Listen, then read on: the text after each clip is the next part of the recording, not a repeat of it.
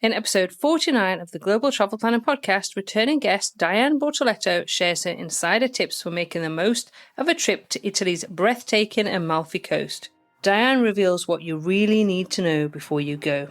Now, if you loved her expert advice in episode 42, you won't want to miss this essential guide to one of Italy's most iconic destinations.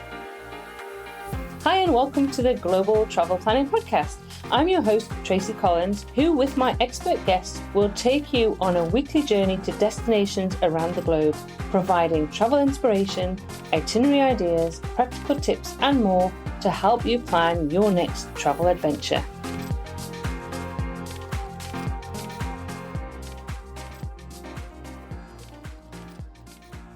Everybody, and welcome to episode 49 of the Global Travel Planner Podcast. This week, I am excited to have Dianne Bortoletto, I've pronounced that correctly, who was in our previous episode 42, talk all about her tips for first-time visitors to Italy. Now, this week, we're talking about the Amalfi Coast. But first of all, Dianne, would you like to introduce yourself, tell us where you're from, obviously that Italian heritage of yours, and about your podcast as well, please? Oh, thank you, Tracy, and thank you for having me on your show. My name, yes, Dianne Bortoletto. I'm born in Melbourne, but I have both parents who are Italian. I have an Italian passport. I've lived in Italy and I've travelled to Italy lots and lots of times. It's my second home, if you like. I have a huge passion for everything Italian, and that passion includes Ferrari. And being a Formula One fan, I recently started a podcast called And Away We Go F1 Podcast, which goes beyond the track limits to talk about travel, food and lifestyle surrounding the sport. And I co-host that with another travel writer friend of mine, Monique Ciccardo, and they're weekly episodes. So yeah, if you like Formula One, you can tune into that as well. Thank you. Oh, no, brilliant as well. I've thoroughly enjoyed it. I used to be a Formula One fan a long time ago, kind of brought up with a brother who was obsessed. So I've enjoyed the episodes. And obviously Monique has also been on the podcast to talk about her life in Norway. So it was great to have you on the podcast last time to talk about Italy. So this time it's all about the Amalfi Coast. And I'm going to ask you actually the same question I probably started with last time is like, could you sum up the Amalfi Coast in 3 words for anybody who hasn't been there before? 3 words would be hilly. Yeah. Hilly, yeah, beautiful. And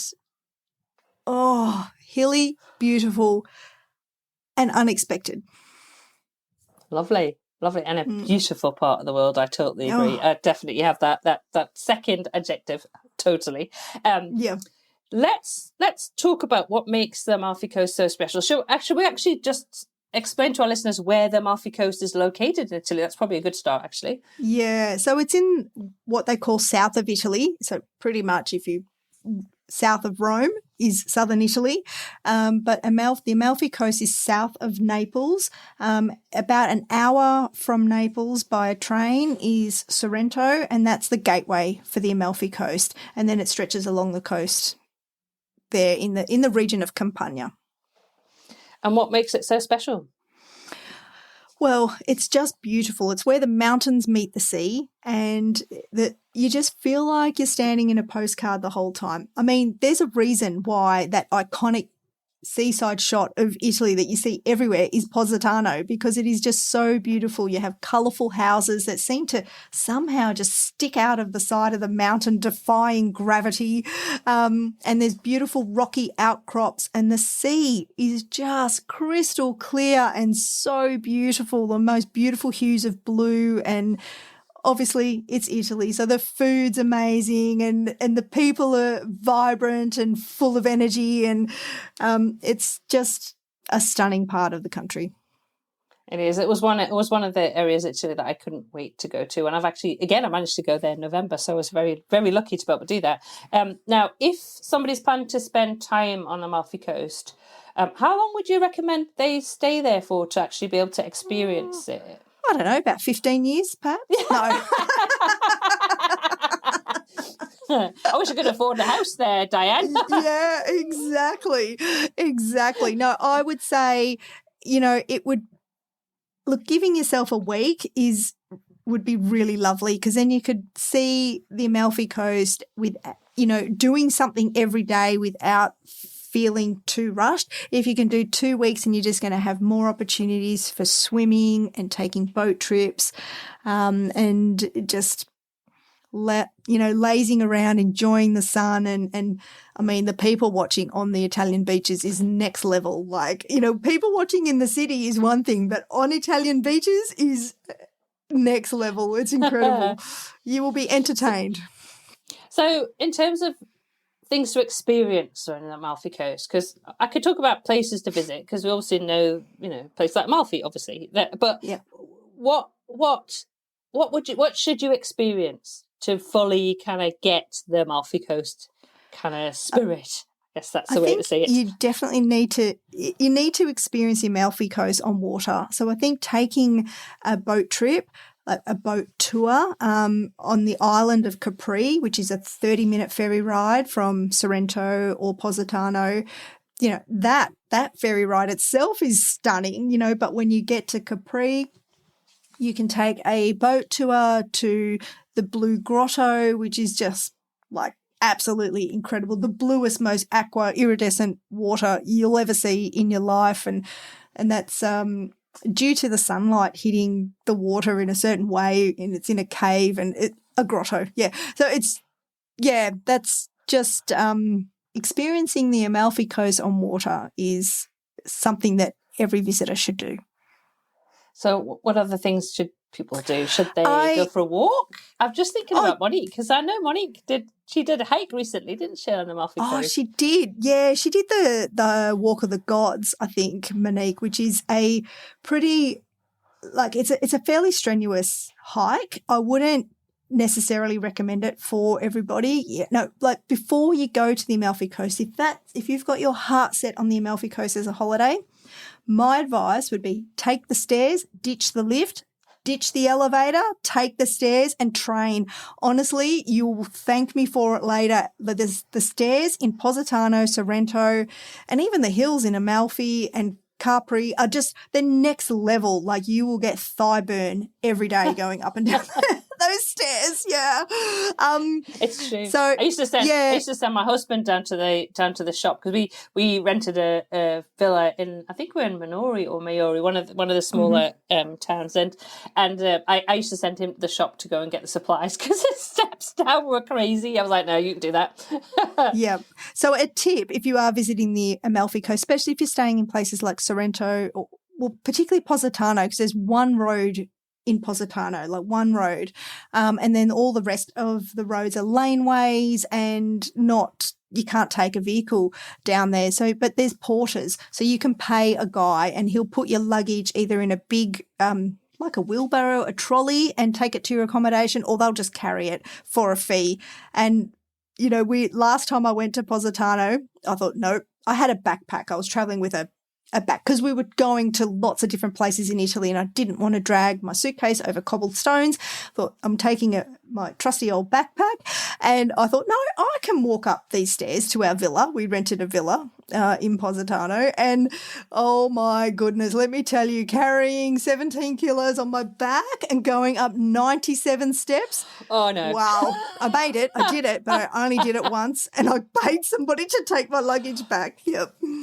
Yeah, don't blame me. I guess one thing is that you can justify eating all that lovely food when you're doing all the steps. That's right, and that's exactly what you should do in the Amalfi Coast, because the food there is absolutely glorious. But getting back to other things you should do, like visiting the other towns is like it's a must, like Sorrento, Positano, Capri that we've mentioned, Amalfi that we've mentioned, and going away from the sea up the hill to Ravello is beautiful. Oh, yes. Ravello is so gorgeous. It's you just have these uninterrupted vistas of the sea and the coastline and the rocky outcrops, but there's also beautiful villas and gardens there that you can visit, and the ceramics in the Amalfi Coast as well. Like, they're really well known for their ceramics and their particular design on their ceramics. So another tip I'd love to give your listeners is to, if you love it, buy it. Like, we bought a salad bowl from when we were in Positano. We actually bought it from Ravello when we were visiting there. and this other platter that had all these sort of mini dishes that fitted inside the platter. The platter we never use, but the salad bowl we use that 4 or 5 times a week, and you can customize it as well. So I think I changed the color of something, or I wanted it, and they Wow. the painter signed it underneath with our name, and the year that we bought it, and they shipped that straight to Australia. Like, yes, it costs. It's probably the most expensive salad bowl I'll ever own, but every time I pick that up, I'm reminded of our time in Positano and on the Amalfi Coast, and it's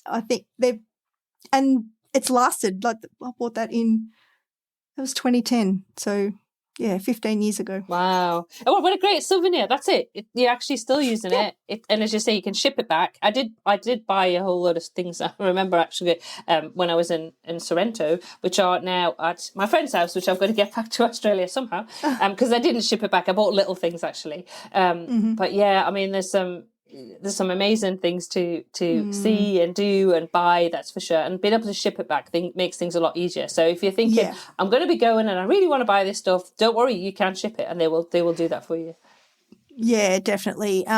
So that's something I would recommend that people do, especially everyday items like the fancy tray that I bought. That was so expensive and I never get it out. It's just too big, and there's only my husband and I. We don't have people around every weekend or whatever. So anyway, another thing that people might consider doing when they're on the Amalfi Coast, if they have time, is a day trip to Pompeii, which is really easy to do from the Amalfi Coast. It's only about an hour away, and Pompeii is just one of the marvels of the world. And for any history buff, or even if you're not a history buff, and my number one tip for visiting Pompeii is to do a tour.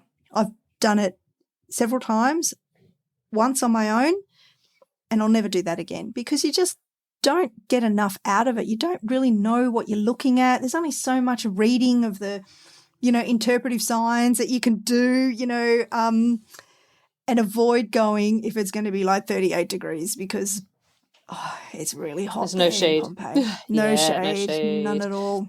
But so fascinating and so interesting. And those Romans, gosh, they were a clever bunch, weren't they? Oh, it's an amazing destination. I was there in November and had a historian guide, which was like you. I think the first time I went, we just wandered around ourselves in the heat and didn't you take it in, but you don't really understand or know anything about really about it. You just go, okay, it's Pompeii. I know the volcano went off and covered it over, and these are the bodies that they've recovered, because you can see the casts and stuff like that. So you know that, but you don't really get it. Whereas this last trip I did particularly was with the historian who'd been involved, I think, in the digs as well. It was just amazing. Wow. It was fabulous. So absolutely 100%. I was actually just talking to a friend of mine who's traveling to Amalfi, and I said, you have to do a tour. You have to do a tour of Pompeii. Don't just go, because it is just, and they keep discovering new things. And also, I think this time as well, I'm far more interested in keeping up on what's happening there, because they're discovering, unearthing new parts of it. So it was fascinating. Amazing. And it's an easy day trip as well. Oh, yeah. And just how they, from the library where the husbands would trot off to bye-bye wife, I'm going to the library. And then there was an underground tunnel to the brothel. Do you know, so they could, things like that. You're like, what? That's, I know. And the aqueducts and, how they had the world's first sewage system and all of that. It's just, it sounds disgusting, sewage system, but it was, innovative. It's amazing. Yeah. Yeah. But I love, just seeing that you can see the tracks on the road where the carts went, and the way that they have where you can walk over the actual roads because because it was so disgusting in them, with the actual things you can stand on to go across. But you can see the grooves where the carts were going, and this is a couple thousand years ago, and you're like, wow, this is amazing. I know, and that the sea used to lap. Yeah. And now the sea's 2 kilometres away. Yeah. Like, to me, that's just like mind-blowing. Oh, it just shows you how big that volcanic eruption was, because that's what they say. We were standing there and said, actually, the sea was here. This was a port, but you can see from the eruption now how far the sea is away, and that was due to the amount of stuff that came out of the volcano, which is just crazy. And Mount Vesuvius is such an imposing sight as well. And you get views of Mount Vesuvius from Sorrento as well. Like often everywhere in Sorrento is pretty easy to spot Mount Vesuvius. Yeah. So Sorrento would be the biggest town, I suppose, on the Amalfi Coast, and the gateway, as I said, is pretty touristy. Actually, the whole of the Amalfi Coast is quite touristy. So if you can go in May or June or even April, like after Easter, is better than like July and August, like when it's so hot as well and packed, and everything, of course, will be more expensive. So with Sorrento, I would say treat yourself and go to the Excelsior Hotel for a drink, because they've got a beautiful terrace there, and it's expensive but very posh, but very I don't know, it's a little bit of glam, a little bit of Hollywood for me. I just I loved it there. I just felt it was just a special moment to treat myself there. I wish I'd spoken to you before November, Diane. I was in Sorrento. I could have done with that tip. So I would have gone there. Well, next time. You'll just have to go back. Yes, exactly. And in Positano, I would say if you can, stay there. Like visiting Positano during the day, you're going to be one of a gazillion day trippers that go to Positano. It's at night and also early in the morning when Positano it's calmer, it's quieter. The laneways, they're all quite narrow. They're just not, thrumming with a gazillion tourists. It's, just watching the sunset and the sky change colour and the lights start to come on in Positano. It's so beautiful. I think Positano is most magical at night. So that would be another tip of mine. A lot of people, I think, who go to the Amalfi Coast for the first time, and I did as well as a backpacker, I just stayed in Sorrento and day tripped. But I think even though Positano is only about an hour away from Sorrento, I think it's worth staying there a couple of nights at least. So yeah, it's okay. So you've set the scene. You set the scene, Diane. I can imagine myself. So I'm sitting in Positano. It's the lights are up. It's a warm, balmy evening. What am I holding in my hand to drink? What am I drinking? Oh, you're drinking a spritz, of course. Or if you don't like alcohol, or if it's a bit earlier in the day, perhaps you're watching the sunrise, or just earlier in a lemon granita. The lemon granitas are beautiful. Like the lemon on the Amalfi Coast, it's famous. Limoncello, that's where it comes from. And lemons are renowned in that part of Italy, and they're less bitter. They're almost like they have the tang, the lemon tang, but they're not sour bitter. You can actually eat wedges of lemon. It's quite something. So yeah, anything with lemon, highly recommend lemon gelato, lemon granita. Yeah, all of it. Well, my daughter was 11 when we took her to the Amalfi Coast, and she still talks about the drink that the lovely lady at the cafe we used to go to every day would make her, and it was lemon and orange, and she just loved it, and she still talks about it every day. She'd have one of those, and of course limoncello. I'd be sitting with my limoncello definitely. So, what about food? Yeah. What am I eating? Food, spaghetti alla vongole, which is clams, spaghetti with clams. That's renowned on the Amalfi Coast. So that's what you would eat, as well as seafood, anything seafood, anything with lemon in it, as I said. I think I had vongole pretty much every day. Like it's one of my favourite dishes. So it's, seafood, pasta. Yeah. Now, you can't go wrong. Being awkward, because I don't like tiramisu, which we talked about on the last episode. I also don't particularly like seafood, Diane. I'm not good, am I? Oh my goodness! So what could I eat instead? You could have. I'm just trying to think of buffalo mozzarella, like the mozzarella di bufala, which is buffalo mozzarella made from buffalo milk, comes from Campania, the region where the Amalfi Coast is, and it is divine. And you can get it around the world now. It's frozen and exported, but having it in Italy next level. See, a caprese salad named after the Isle of Capri is a tomato, mozzarella, fresh buffalo mozzarella and basil salad in the colours of the Italian flag, in the white, green, white, red, lovely. with olive oil, salt, pepper. So simple, so delicious, with great bread. Oh, yeah. You know what? I'm closing my eyes right hungry. now. I'm actually there. I'm about to eat that and drink that. Even though I'm sitting in a room in Edinburgh right now, I'm actually, in my head, I'm on the Amalfi Coast, Dianne. So you've obviously been there quite a few times. So what's your favourite story or memory of being on the Amalfi Coast? When I said Amalfi Coast to you, what's the first thing that you kind of think of or remember? Look, the first thing is the villa we stayed in Positano. There was 10 of us travelling, 2 families, like my side of the family, or my mum and dad, my husband and I, and his family, including his sister and their triplet boys, who at the time were 11 years old. So there was 10 of us. So we hired a villa that could fit all of us. And the dome in Positano that is famous in all of the photos, literally, if my arm was twice the length, I could have just about touched it.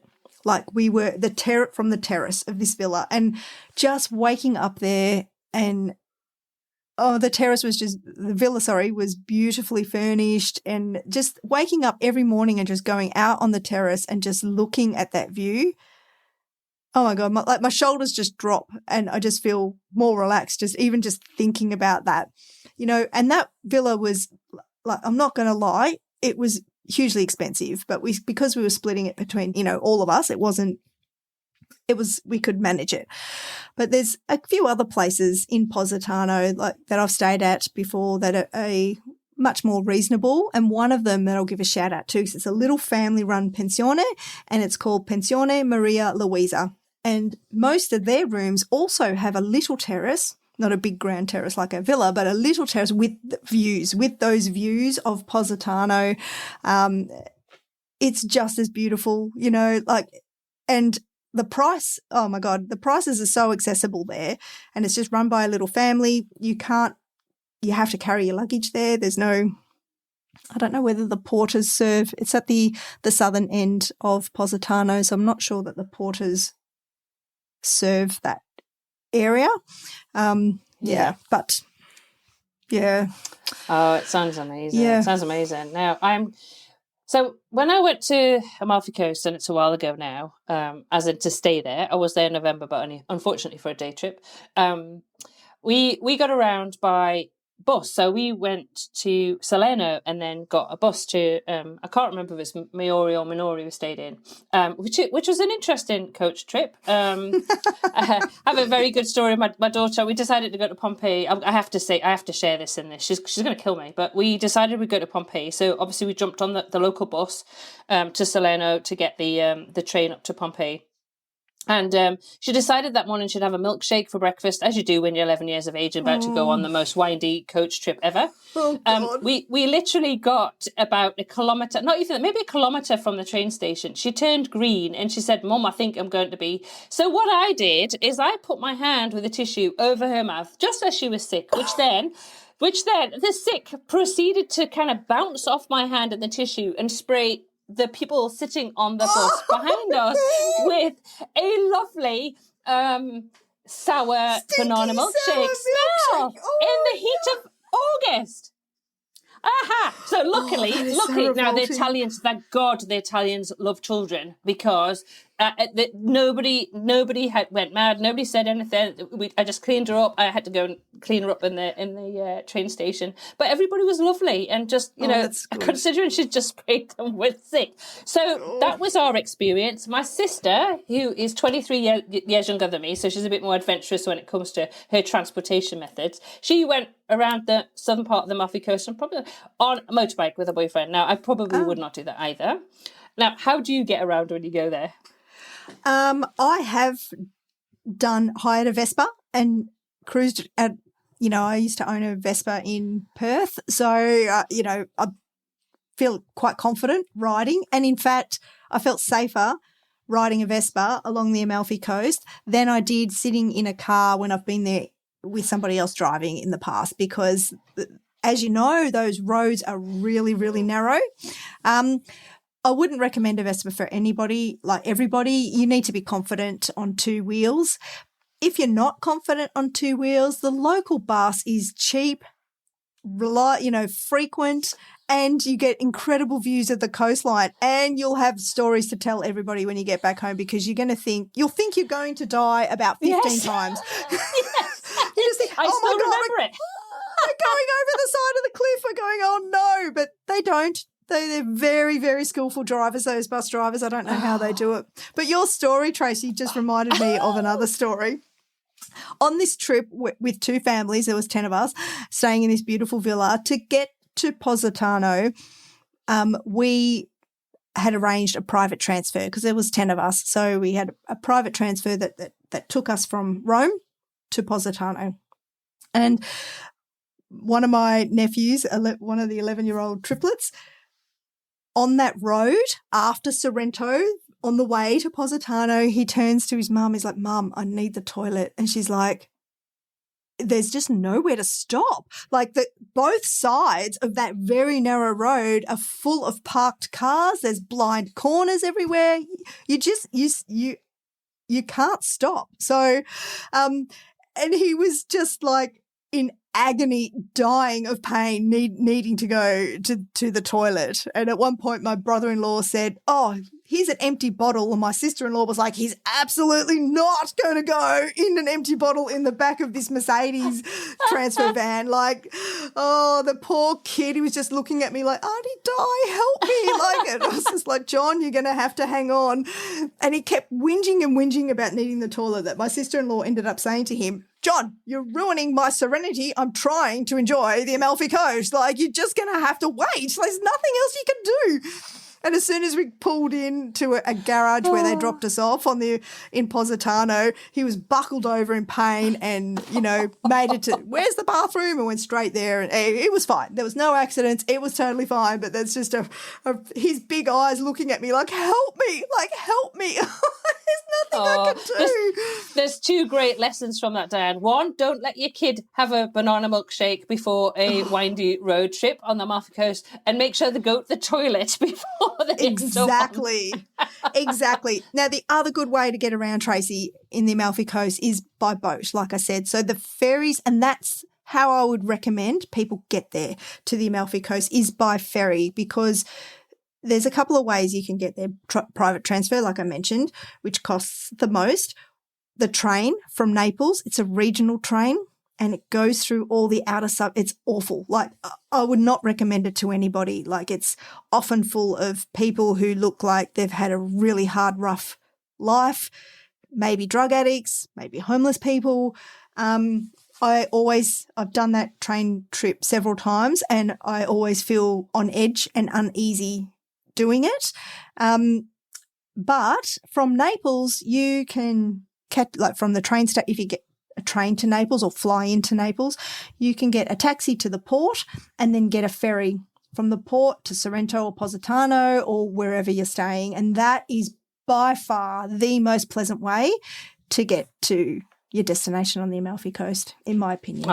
That's a really good tip, because the last time we went to Salerno rather than down to Sorrento, and I must admit I wasn't Naples train station itself wasn't something that I particularly enjoyed. No. And the trains down there, the local trains, as you say, you have to be really careful. Not the best experience of the Italian train system. No, they're just, Naples is a city where there's a lot of poverty, a lot of people doing it hard and tough, and that train line services the areas where they live. And, if you're a tourist, could potentially be an easy target. Look, touch wood, I've never seen anything happen, and I've never experienced anything like pickpocketing or anything like that. But it's just an unpleasant way to travel when you've got the ferry, which is just the most beautiful way to travel. And Naples train station is, like, in my opinion, it's horrendous. Like, my mum's from just near there, and I never want to go back. Like, there's way better places in Italy I would rather visit. But, from the chaos of Naples, an hour away, you're in paradise. Like, in places that you feel like aren't even real. They're so beautiful. So and that just sums up Italy so beautifully. Oh, it does. Absolutely. So what about the one tip that you'd share for anybody visiting Amalfi Coast for the first time? Pack light, as I said in the last episode. It's always so important, It's so important because there's just stairs, there's just walking. And look, the other thing is, like I said before, just reiterating, I'm not saying two things, I'm just reiterating what I said before, is do some exercise and walk up and down as many stairs as possible. Your knees will thank me for it later, like when you're there. There's lots of stairs, but, every step is worth it. Oh, brilliant. Dianne, thanks again for coming on to the podcast this week. It's been great to chat with you a little bit in depth about the Amalfi Coast. Obviously, one of the most beautiful areas of Italy, and you can't say that lightly because there are so many wonderful, beautiful places to explore in Italy. So I'm sure we'll be chatting about a few more areas in Italy hopefully soon. But thanks so much for coming on again. Oh, my absolute pleasure. Thank you for having me on, Tracy. And whenever you want to talk Italy, you just let me know and I can talk your ear off. Will do. Thank you. Thank you for joining us on this episode of the Global Travel Planning Podcast. For more details and links to everything we discussed today, check out the show notes at globaltravelplanning.com. Remember, if you enjoyed the show, please consider leaving us a review on your favourite podcast app because your feedback helps us reach more travel enthusiasts just like you. Anyway, that leaves me to say, as always, happy global travel planning.